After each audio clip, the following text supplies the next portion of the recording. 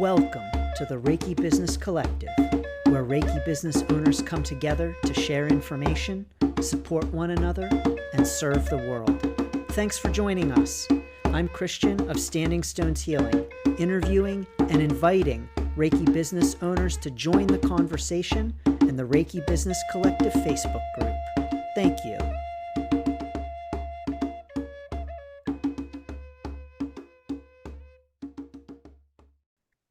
Welcome to this episode of the Reiki Business Collective. We're here with Carrie Varela, a Reiki practitioner and teacher, yoga instructor, blissologist, mom, and modern-day healer, inspiring people to connect with spirit, nature, and their truest essence through Reiki and yoga.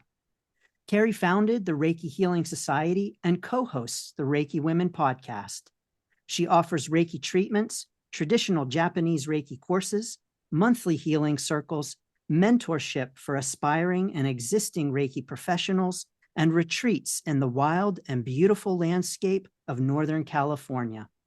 Her approach to Reiki and yoga is built on trauma-informed, decolonized practices to provide safer space for the healing journey.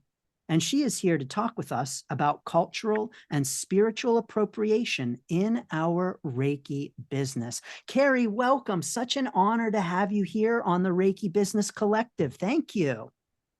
Well, thank you, Christian. I feel very, very honored and grateful to be here and just love what you're doing. And in the Reiki Business Collective, feel very inspired to be a part of it and to get so much knowledge and resource from all these other Reiki practitioners. So I really acknowledge you for being a fearless leader and offering that community that I think is so essential and important for us as Reiki practitioners. Oh, well, thank you, Carrie, and thank you for bringing your knowledge and expertise to the collective. So, Carrie, please tell us a little bit about your Reiki business, and then we'll jump into talking about spiritual and cultural appropriation in Reiki business. Yes. So, well, I have been a Reiki practitioner basically since 2007. That's kind of when it came into my life. And well, in 2007, I started doing treatments. And then in 2009, I took my first Reiki course and got frightfully obsessed. And like many of us, we took all the trainings as soon as possible. So within a year, I had completed a Reiki master training. And so that was about 2009. 2011, I quit my corporate job, left, this career path that I was on at that point in time to be an environmental scientist, and just dived really deep into the practices of Reiki and yoga. Went to India on a pilgrimage, and when I came back from India, I decided to build a Reiki practice and become a yoga instructor. And so I've been on that path ever since 2011.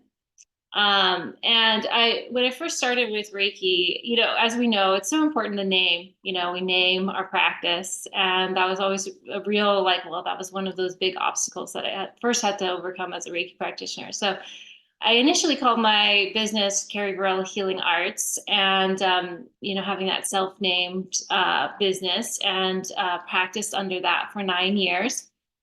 But actually, a couple years into it, I really wanted to create a conscious community for my Reiki students. And I felt like when, after we go through this transformation, we learn Reiki, we embody it, and it becomes part of our life, our lifestyle, part of our spiritual practice. So for me, I really felt like the name that I could give my students, or this collective community that I wanted my students to feel a part of, was the Reiki Healing Society. And that's in part a vow to Usui Sensei, who, after he experienced this transformative experience on Mount Karama, he decided that he wanted to share Reiki with the world. So he created the Usui Reiki Healing Art Society, and so that's kind of the English translation of it. So the Reiki Healing Society, in some way, is to reignite that spark, that original spark of community that Usui Sensei had, and that spirit of community that Usui had to share Reiki with the world. And so I wanted to, offer that to my students after they've taken a Reiki training, to just feel a part of something bigger. than the trainings that they took with me, but feeling part of a bigger collective.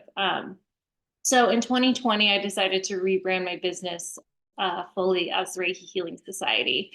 And kind of part and parcel of that was also trying to rework my business model to accommodate some of these ideas from cultural and spiritual appropriation, to bring in some more of these decolonization principles into my practice, trauma-informed practices also into how I show up as a Reiki practitioner and teacher.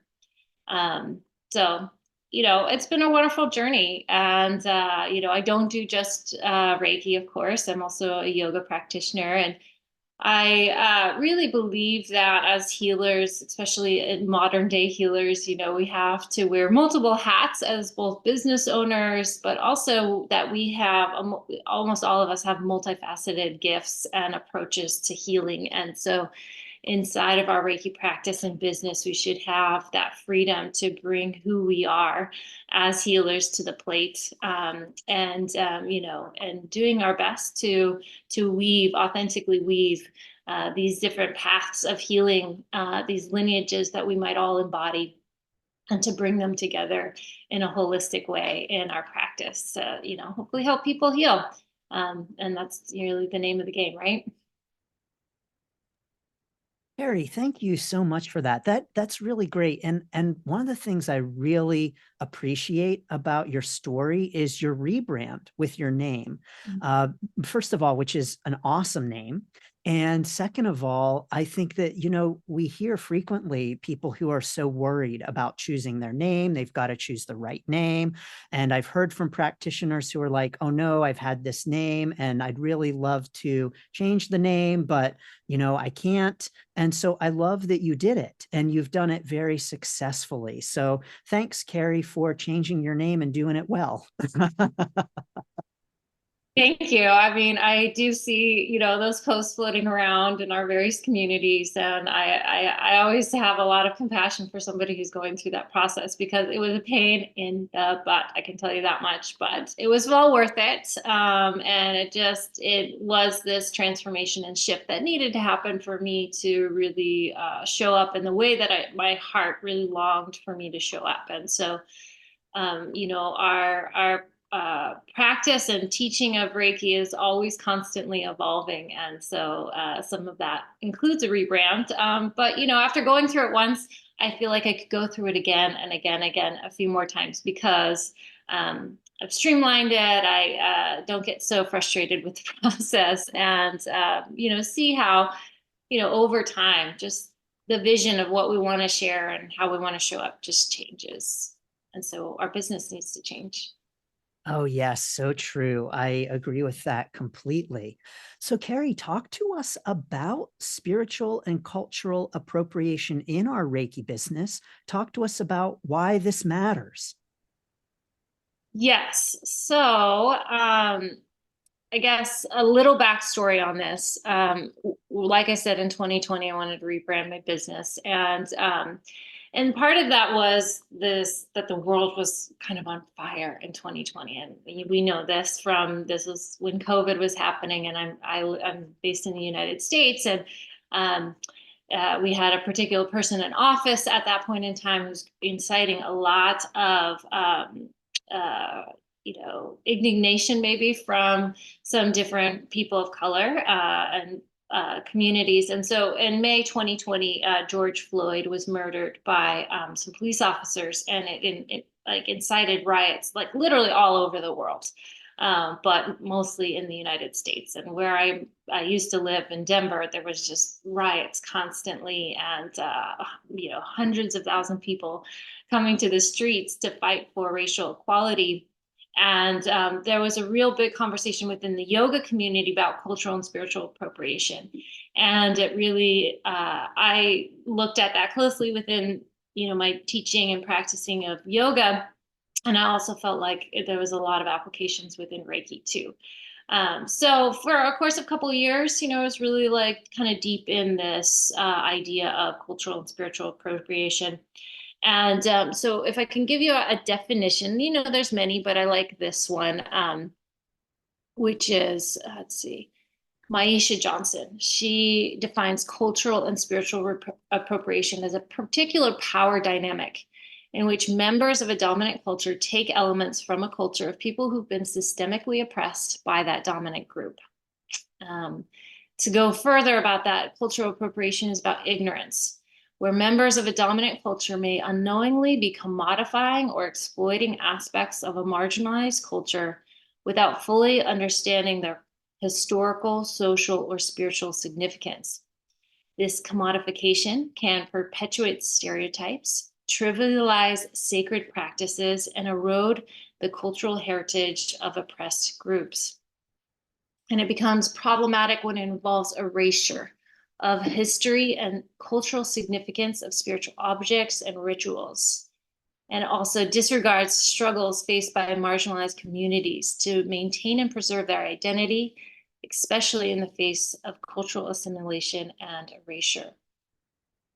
And how that's relevant to Reiki is we know that Reiki changed dramatically as it was brought out of Japan and into the Western world. And we also are probably familiar with the complex history of Reiki and that this kind of bottleneck that happened that, Usui Sensei, he trained, over 22 people to the teacher level within Reiki. And then from there, his students trained others and so forth. But really it was through Miss Takata Sensei, that she brought Reiki from Japan, mainland Japan, and onto Hawaii.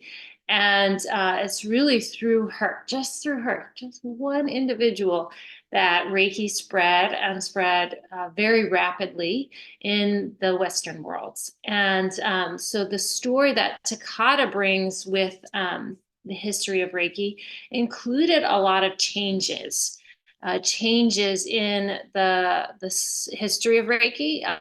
So some of those were just exaggerations. Some of them were, who knows why they were added. Maybe there were inaccuracies that she was told and then told her students and so forth.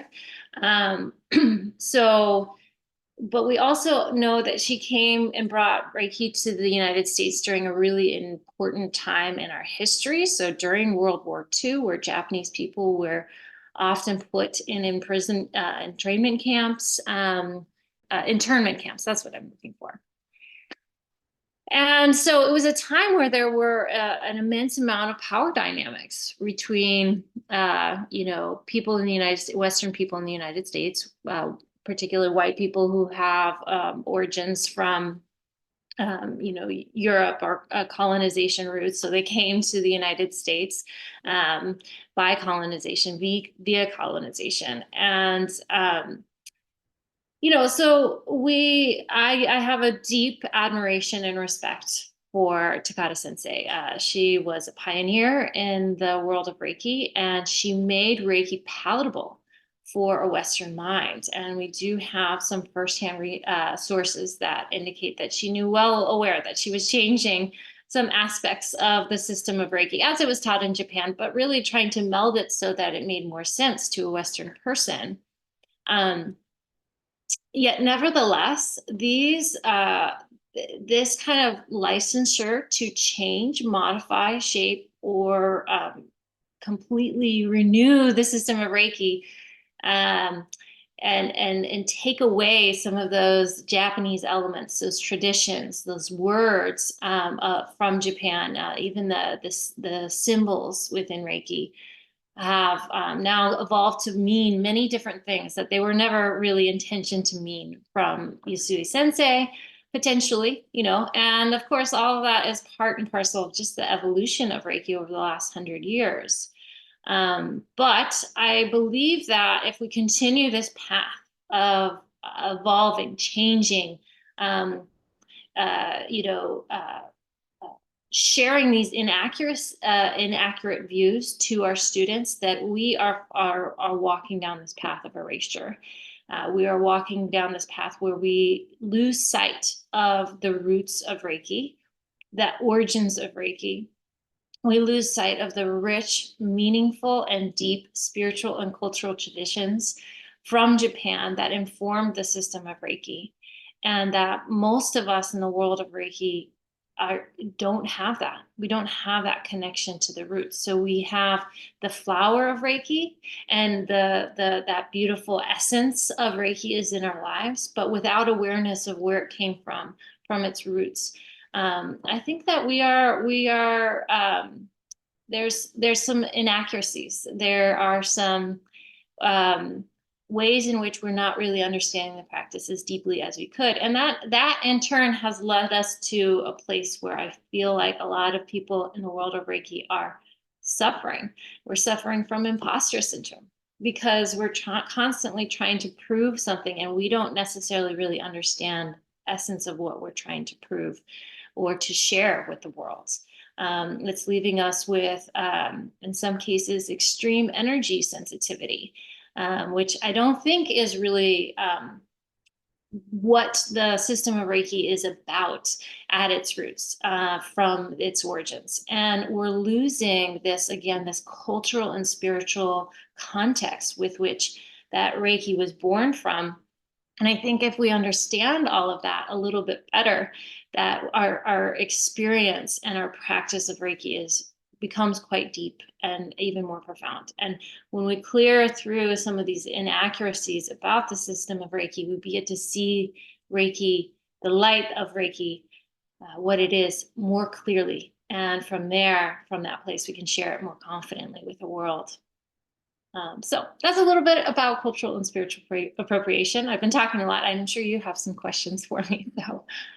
Yeah, thank you for that, Carrie. As you were talking, I really heard the word impoverished. And just this sense that as we get away from the roots of Reiki, there's maybe along with it a sense of feeling impoverished or being impoverished in terms of that spiritual fulfillment and the potential of the practice itself. And so, I think, Harry, my question right now, yes, I got a lot of questions, but my question right now is that as we see Reiki change, and of course, we cannot deny that it has changed. We know that Mrs. Takata made changes. We know that Hayashi made changes.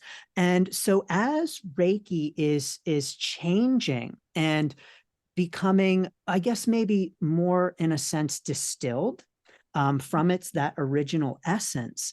I guess my question for now, Carrie, is how do we arrive at that essence of Reiki? And almost can we ever, because of this idea of, Reiki being changed and morphing, we know that it already has. We can see that it very well may continue to morph and change. And so can we get at that essence? What is that essence? And how does that help us with this idea of cultural and spiritual appropriation?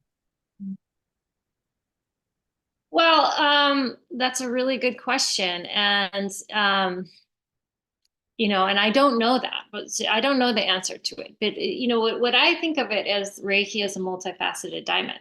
And when one person looks at a diamond, they're going to say, oh, I see this part of the diamond. But if somebody from another perspective looks at that same diamond, they're going to see it from a different point of view, right? And so that speaks to both, a subjective experience of Reiki, which is quite common, right? You have your experience of Reiki, Christian, and I have my experience of Reiki. And all of us who have been deeply moved and transformed by the practice of Reiki, we have our own subjective experiences of it. But the practice of Reiki ultimately hopes to point us back to the diamond, points us back to the source of these teachings, and speaks to a universal truth as opposed to a subjective truth. And that's, I think, for me, where it lands. And so we're always welcome, right, to look at the diamond and share our perspectives, our subjective experiences of Reiki. But what is, I think, important is just trying to streamline the practice of Reiki so that we're looking more clearly at the practice itself.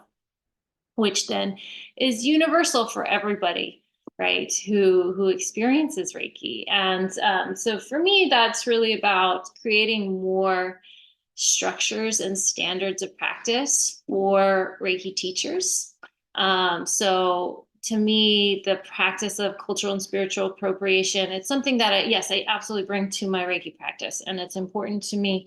And namely, it's important because, what I don't see a whole lot of is I don't see a whole lot of Asian Americans or Asians of any origin practicing Reiki. And there are some, but what concerns me is that cultural and spiritual appropriation, as it's filtered through our modern day Reiki practice, it doesn't invite that culture and spiritual significance of these Japanese traditions to be held within the system of Reiki. And so a person of that origin, that is not my origin. I have origins from Europe, like many of us do, is that they wouldn't feel comfortable in the practice of Reiki because these spiritual traditions just aren't there.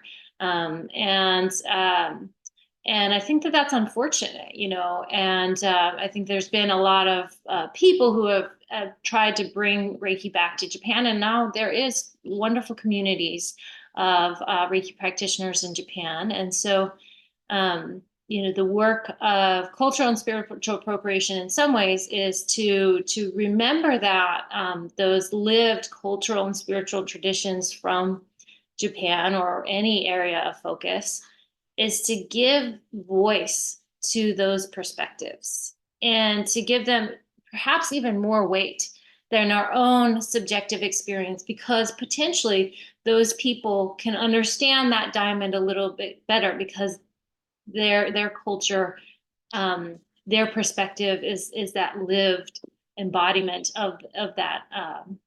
We can talk about Reiki, but we could also talk about it from another point of view as well. Does that make sense? Yeah, Carrie, thank you. When you talk about culture, it is just so multi-layered that if we even just look at it in terms of language and the translations, there's no perfect translation because of the differences in the words and their meanings.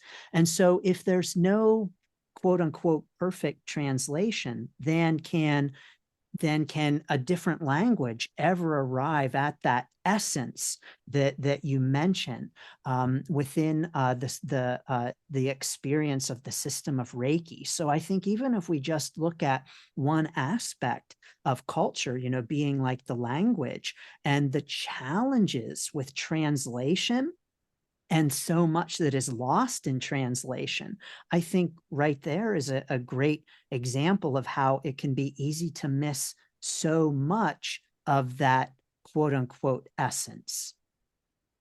Exactly. And it's also asked us to hold, complexity and messiness and ambiguities and awareness that there's no one single size or one size fits all solution. Even looking at the definition of Reiki, we might have different definitions based on different lineages that we're a part of. And the truth is that they're all true, because they're all pointing us back to the same. So it's about, for me, that's been about, well, I have to stick with the practice of Reiki that feels most aligned and authentic to me.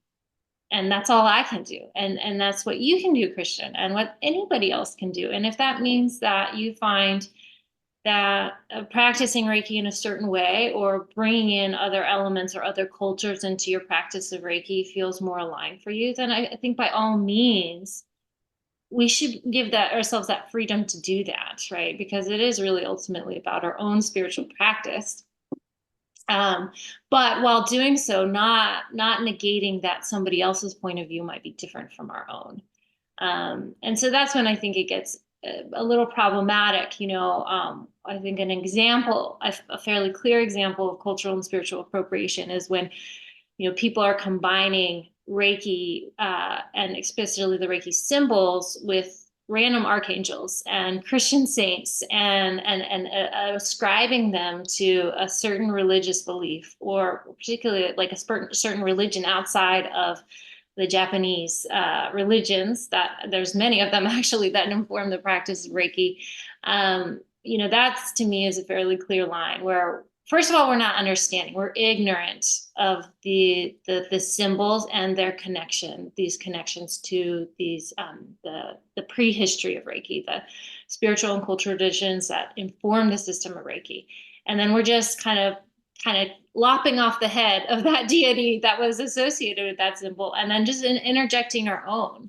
And while that might be true for us subjectively, like when I work with this symbol, I feel a connection to this particular angel or deity. That's our subjective experience. But when we're passing that off as objectively true, as this is the story, then I think that there's challenge, because now our overall understanding of that truth again gets muddied, like you were mentioning. Yeah, Carrie, I'm gonna be a little dumb here for this moment. I had not heard of this. So are people saying, like, for instance, a certain symbol is like connected with Saint Francis, for instance? I mean, this is something that I have not heard of. I see it quite often. I think that there's a lot of articles within certain communities that talk about linking symbols to archangels. A lot of connection between, like, oh, this symbol and Saint Germain, they work together to create this kind of effect or whatever. Yes, so I mean, I've seen it many times, but that's not to say that everyone has experienced it. Right. No, thanks for that, Carrie. And I obviously am just not reading the right stuff. And so, Carrie, as far as this idea of cultural appropriation, what it sounds like you're saying is that what is most important in all of this is that we clearly define when we are bringing our own experience into the practice, our own beliefs and our own associations, like with the symbols and the archangels, that we clearly define and acknowledge that. And not talk about that as though it is part of the system of Reiki, and not present it as though it is, and which therefore perpetuates those inconsistencies, those falsehoods, and those misunderstandings about Reiki. Yes, I think so. And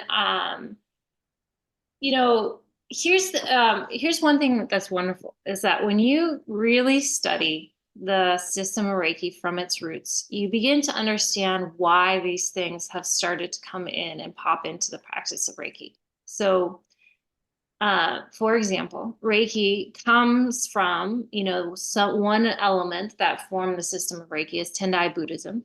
And I don't know a whole lot about Buddhism. I'm not by any means a Buddhist expert, so just know that. But based on my research and my understanding, Tendai Buddhism is an esoteric practice.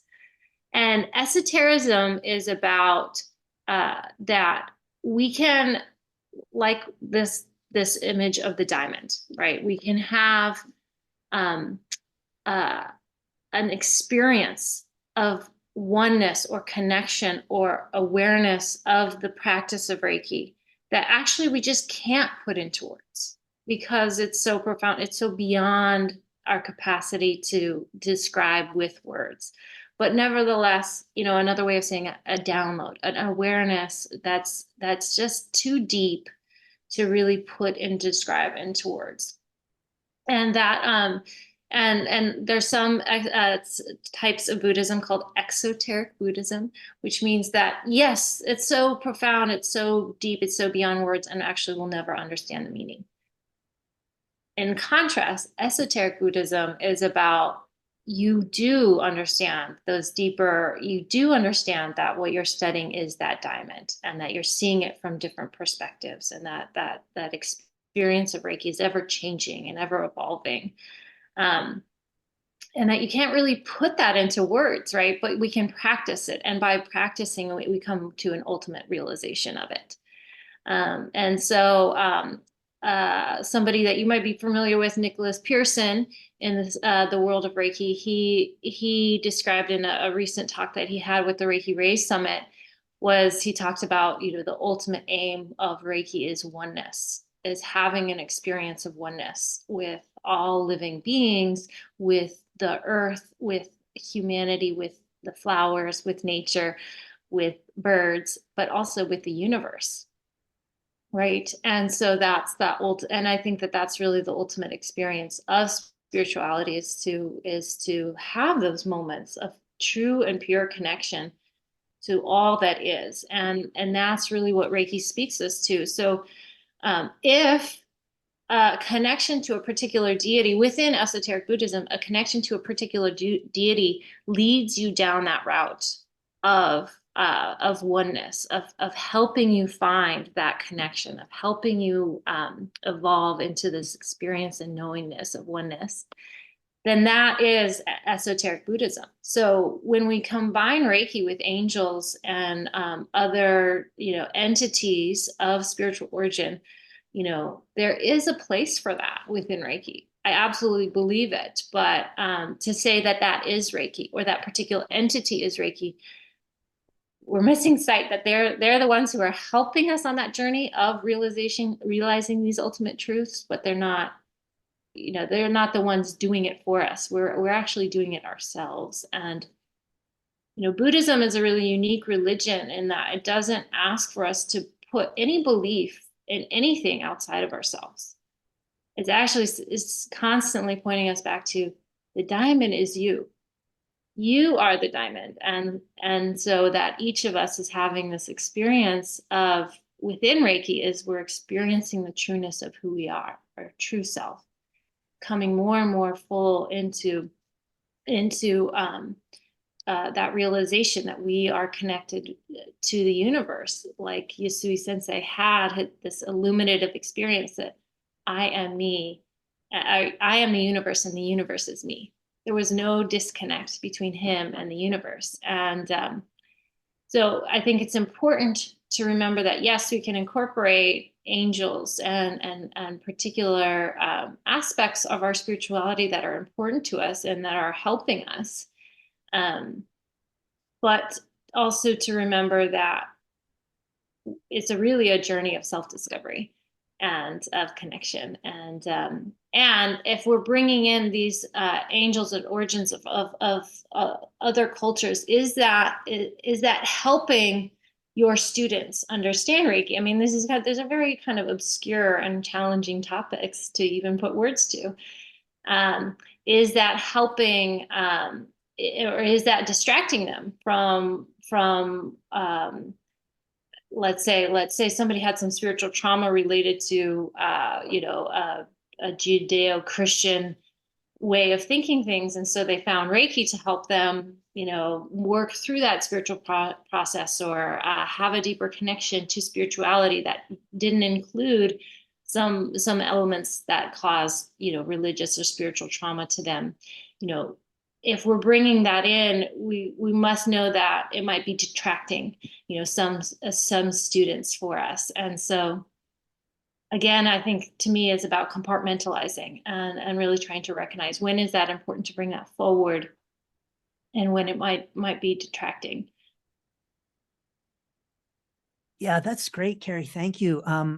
It sounds to me like you are really saying that it's at that like teacher level where that education needs to happen, so that, for instance, if you have a teacher who, I'll just use myself as an example, I use the drum in my sessions.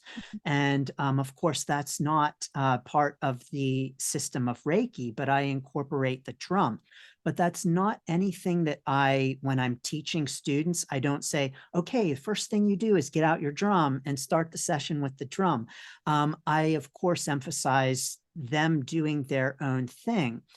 And so it sounds to me, Carrie, like at that teacher training level, if we have teachers who are saying, okay, this is how you start a Reiki session. First, you get out your drum. You have to bang it this many times, and then you have to spin around in a circle and spit on the ground, or, whatever else they might transcribe and prescribe for students to do in their sessions.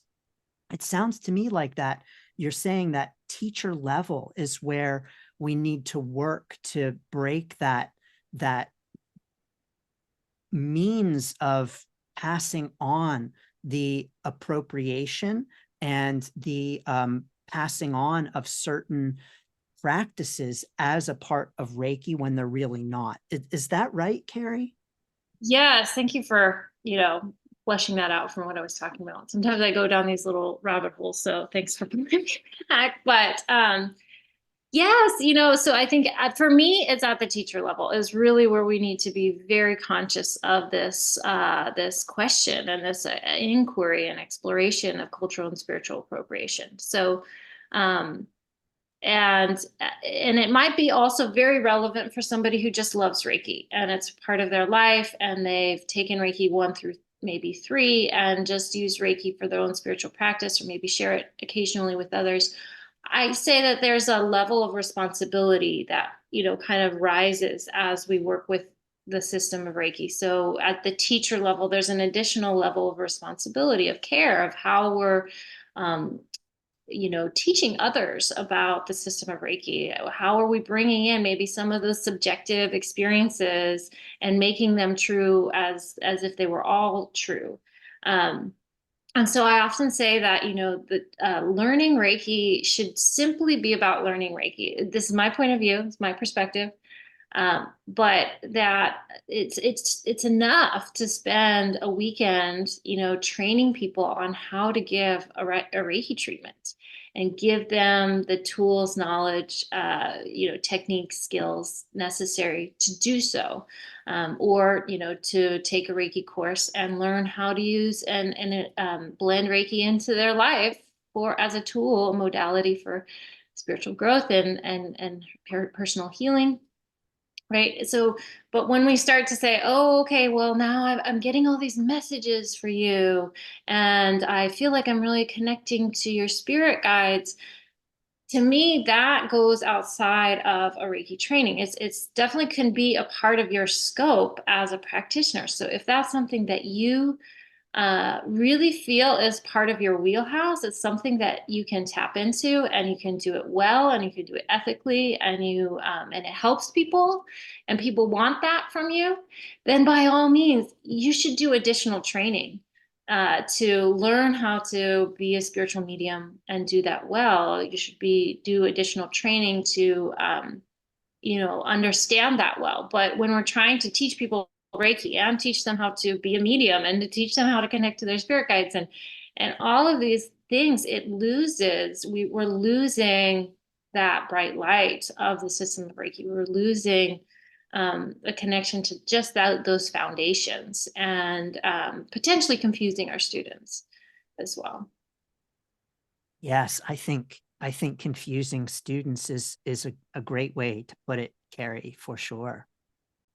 Another thing I can say about that is that I think if we could say one more thing about it is that it's leaving us in the world of Reiki somewhat confused, and it's not helping Reiki become a more accepted therapy in traditional medical and psychological settings. And so, if somebody, let's say, doesn't feel connected with channeling messages or giving intuitive guidance to somebody, can they practice Reiki? Maybe they don't even feel that. That's just not part of their worldview or part of their belief system.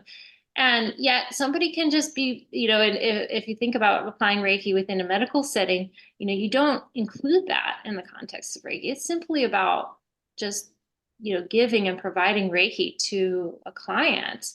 There's no words exchanged. And so just reminding people that that's okay too. That you don't have to give somebody this big, huge transformative experience within Reiki, that actually the process is slower, mindful process, and that is in touch with what the client or the recipient needs in any given Oh moment. yeah, Carrie, and isn't that just a cultural piece as well?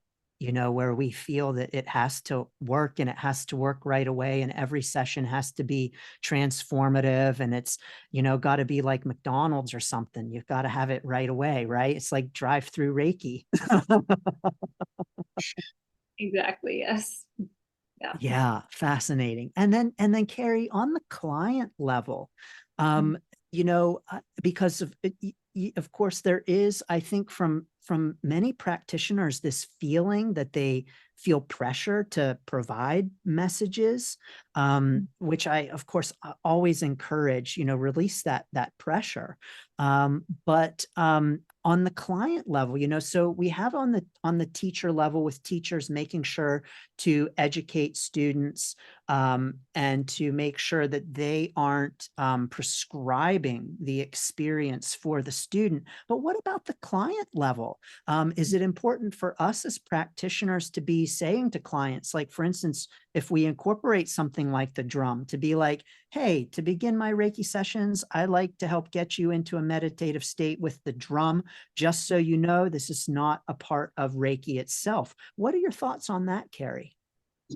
Yeah, I did touch on this a little bit, but I love that we're kind of getting into this place. Is that I think as in my Reiki practice, I get to show up as the whole healer that I am, and so many of us have embodied different aspects and found a lot of joy or healing in certain aspects. So it can be through sound, and there might be actually many reasons to combine Reiki with sound, really good reasons. Sound, vibration therapy, we can talk about its relationship to energy healing. And I think that there's really some very profound connections. Same, within my wheelhouse, I feel like there's some profound connections of why to bring um, yoga to a Reiki client as well, and to offer those perspectives from yoga as well for my clients. And so I call that, developing a scope of practice. And so, however it is that you go about, it should be on your website, and, perhaps like in a liability waiver that you offer to your clients. But there is an understanding of your scope of practice. So, first of all, it starts within. So, we have to kind of define that for ourselves. And that's part of the exploration of becoming a Reiki practitioner, is really getting clear. This is my scope of practice. This is what I can do for people and help them with, and also being clear about what you can't do, where those lines are crossed. Like, so let's say, mediumship and connection to my spirit, your spirit guides, is really not a part of my practice. And that's often something that I do explain to my clients, is that I'm not here to give you a psychic reading. I'm here to provide Reiki. And that feels different to me. But maybe for somebody who's authentically blended mediumship and Reiki, that it feels like it kind of blends together for them within, again, that client level experience. So I think it's just about clear communications and offering clear expectations. And so, for you, if it's like, I start my Reiki sessions with the drum because this sound really resonates with me and it helps open up energetic pathways, and you might have your own reasoning for that. And it's really helpful, I think, to explain that reasoning to a client. Yeah, thanks, Carrie. And I think also to give them the choice to opt out of that as well, and to be able to say, no, actually, I don't like the drum. Please don't play your drum. You know, to check in with them, is this an okay thing? Or if we, use essential oils or yoga or whatever we might use in our practice, to give the client the opportunity to say, no, actually, I prefer that you not use that. Exactly. Yeah. And that's great. That's a really important point too. And that's really part of, a trauma-informed approach, is making sure that the client feels very much like that they're informing, their experience. And so, for whatever reason, they might have a traumatic experience with the drums, or, something that might be triggering for them. So to make sure that we're checking in with our clients on, all aspects of choice within our Reiki experience with them, and our Reiki time with them is, yeah, very, very valuable. Yeah, thank you, Carrie. Carrie, I just have just a couple of final questions, really one main question. And as we see this proliferation of Reiki practices that really kind of get away from the quote unquote essence of the Japanese roots of Reiki, I think, to borrow some terminology from Judith Butler, who writes about gender, it's almost like Reiki is becoming a copy of a copy of a copy with no like original, as we get away from that original root of Reiki and that essence. Um, Carrie, I'm wondering what the solution here is, and I'm wondering if you advocate more standardization. I heard you say a little bit about that earlier, more standardization in the education. Do we need regulation? How do we, I don't want to use the word fix this, but how do we really increase education around this, both for teachers and students and clients? Mm. Yeah, so I don't know completely the answer, and I know what I think, and happy to share my thoughts and opinions about that. But in terms of the answer, I think as Western practitioners of a Japanese healing art, I had a chance to go to Japan actually last year with Bruce Taylor and his tour. And so that was really wonderful. And, one thing that I heard a lot from Japanese Reiki practitioners is that if you're starting to say that Reiki has its origins in Egypt or, within Christianity, and really have its origins anywhere outside of Japan, for them, there was a very clear line. That's not Reiki. That's no longer Reiki. And I know that might sound a little harsh line, but I think looking carefully about how we're combining Reiki, with different spiritual traditions, and maybe there is a reason, and maybe it doesn't mean that it's not Reiki. It might mean that, like, I know that there's somebody in the community offering Celtic Reiki, right? Who's, incorporating a lot of Celtic mythology into the system of Reiki. And so, for that person, it's not Reiki that she's teaching, it's Celtic Reiki. And it's different, right? There is a whole system of knowledge incorporated within that umbrella, but that might be quite different from the practice of Reiki from Japan. So I think as practitioners, we need to decide how important this conversation is to us, right? Is this important? And it might not mean anything to you. It might not matter to you that cultural and spiritual traditions of Japan are being eroded or commodified. Or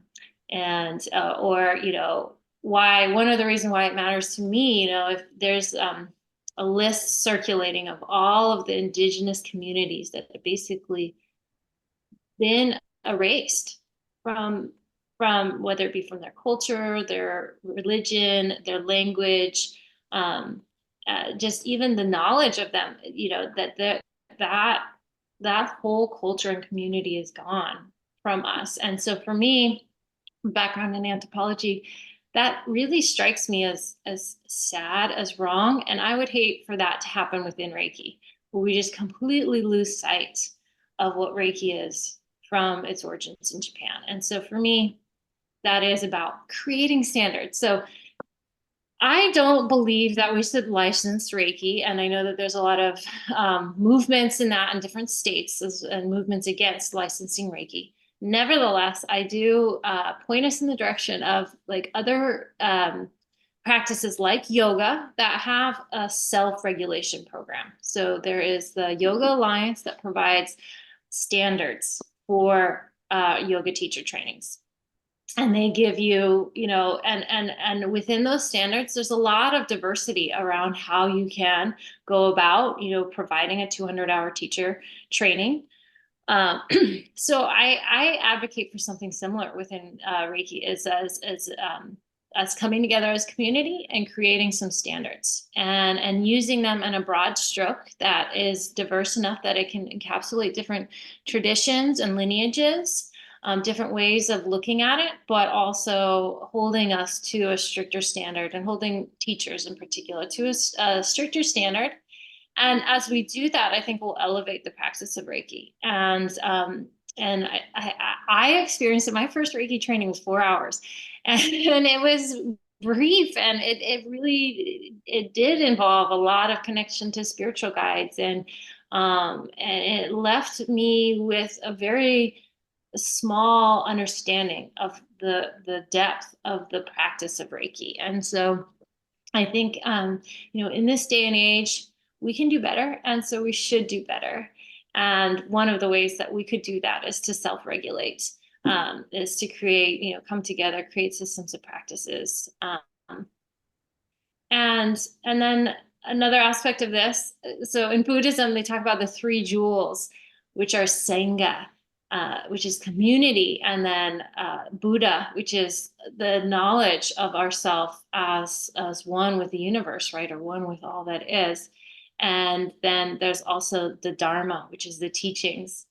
And so it's to remind ourselves, if we're on the practice of Reiki, it's not just about ourselves. It's also about finding authentic connection to community. It's also about reconnecting to the teachings of Reiki and coming back to them, the simpleness of those teachings, and letting them be that part of our practice, because the teachings are ultimately, pointing us in the direction of a deeper and truer knowledge of what Reiki really is. And so that to me is an aspect of it as well, as working beyond, doing it just for ourselves, or just for somebody else, but actually really coming together as a bigger community, and then having some consensus around, what we should be presenting within the context of a Reiki training. What is Reiki? What isn't?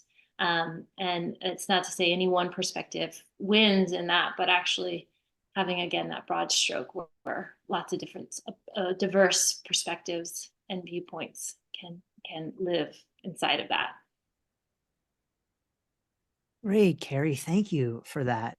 That's beautiful. And when you use the term self-regulation, and of course, as a community, but I think it's so important with the self, right? And to be starting there and making sure that we are mindful about how we're talking about Reiki, and differentiating, our own personal experience of Reiki versus the teachings of Reiki, and all of those things. So yes, yes to self-regulation in all ways, right?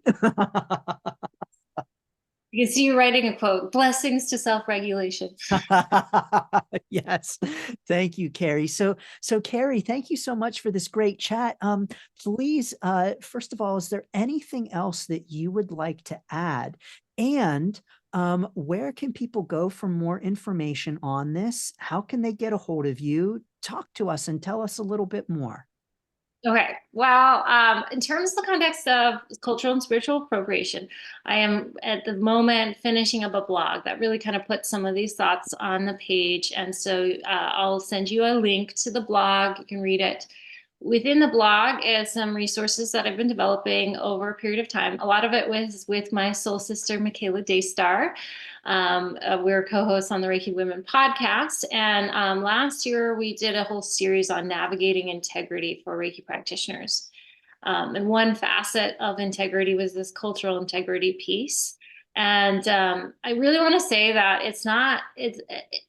there's this kind of snobbery that might be coming, and I don't want it to, but it's just something that both Michaela and I really struggled with. Actually, it was just a question that we really struggled with. We struggled with, how do we hold, these Japanese traditions, but also be a part of a Western culture, and so that series really talks about some of our struggles and the solutions and strategies we came to.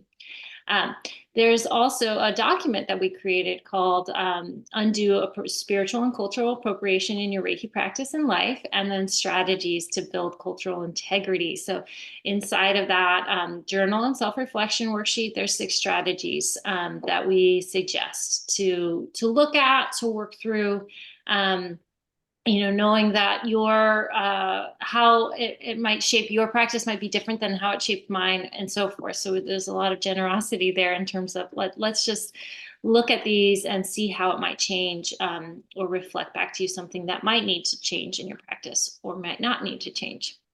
So I will leave a link to that as well. And I just highly recommend if this conversation lands for you, I think that's a great place to start, is to look at these strategies. And of course, reach out to me if you have any questions about that, if you kind of ruffle some of your own feathers. It is challenging work to look at cultural and spiritual appropriation, and it really does ask us to look at how racism and gender indoctrination and oppression can actually be present for us in our Reiki practice, which we probably don't want it to be. We're probably healers who really care deeply about our work and how we show up as healers, and actually seeking to heal the world from that kind of pain and oppression. So I really highly recommend starting there. There's also an episode on the Reiki Women Podcast about cultural and spiritual appropriation. So it's another great discussion. And getting some different points of view. And and then, in terms of my practice, what I offer, I offer a monthly healing circle. That's new this year. So I meet every third Sunday with a group of people. We just share practices, Reiki practices with each other. I also have a group that I'm curating called the Reiki Healing Society. It's mentorship and training for Reiki practitioners. One aspect that I could suggest, for anybody who really feels like this kind of integrity rub with cultural and spiritual appropriation, is to relearn Reiki and learn it from the perspective of its origins, from these Japanese cultural and spiritual traditions. So that is the perspective that I offer in all of my Reiki courses. And I'm teaching a round of Reiki courses right now, and they'll be offered throughout the year. So if you want to dive deep, it's a great entry point if you're new to Reiki, but it's also if you've studied Reiki before and want to relearn some of these practices. It's a great place to kind of explore how this dynamic, this kind of juxtaposition of balancing these beautiful teachings from Reiki and also living our modern life wherever you live. And then I do a mentorship as well. So helping, students of Reiki transform into practitioners. And I'm doing a relaunch on my mentorship program. It's called GoPro with Reiki.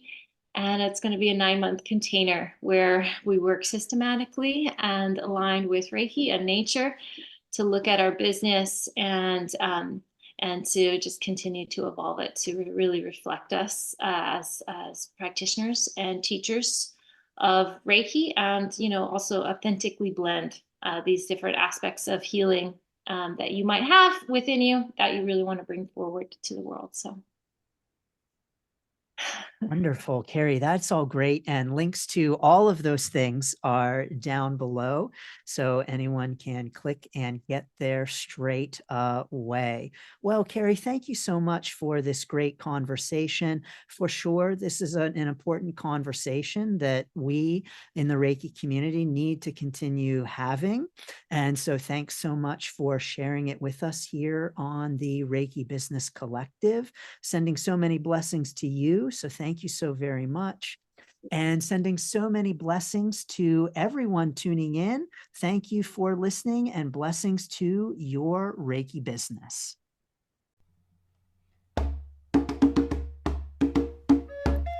Thank you for listening. Please like, subscribe, share, and join in the conversation at facebook.com/groups/Reiki Biz, BIZ. Blessings and best wishes for your Reiki journey.